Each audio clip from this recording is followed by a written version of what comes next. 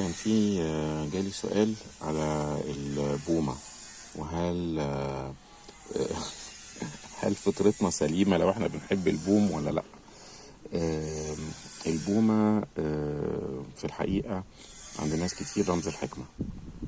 عند جدودنا كانت فيها رمز الصمت ورمز الربط، أو هي أداة ربط